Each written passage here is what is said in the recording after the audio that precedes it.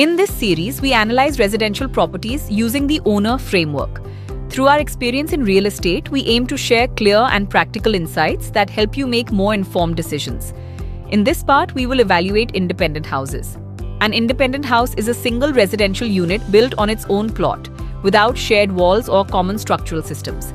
The entire land and building are dedicated to one household, offering a high degree of privacy and autonomy. There is no vertical stacking, no shared corridors, and no collective structural dependency. The living experience is fully self-contained. One of the defining features of an independent house is flexibility. The owner has greater control over design, expansion, renovation, and long-term structural decisions. Community interaction, however, is not system-driven. Engagement and coordination remain individual rather than institutionally managed. Independent houses function as standalone residences, shaped primarily by the owner's priorities rather than collective planning systems.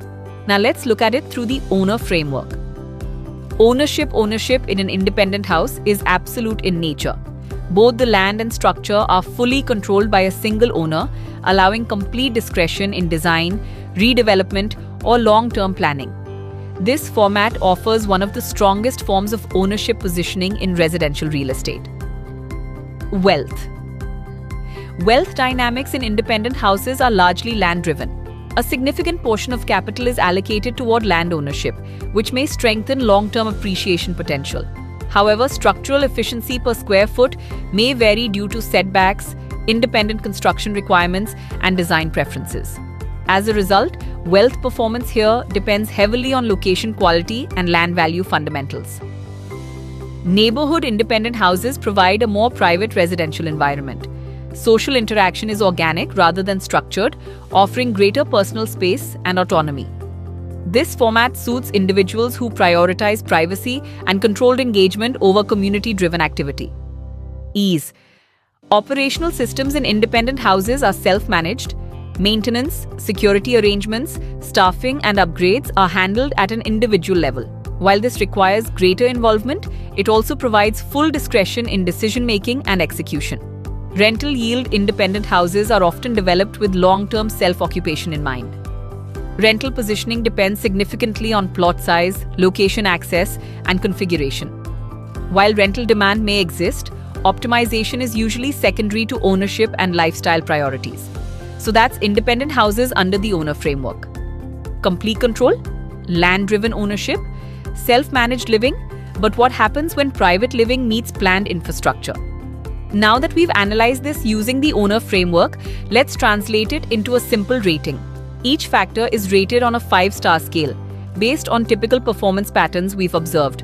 Ownership of land, 5 stars, maximum ownership, and complete control, with the freedom to build exactly as you choose. Wealth, only per square foot. 1 star, higher cost per usable space compared to other housing types, though it often comes with the luxury of more open spaces.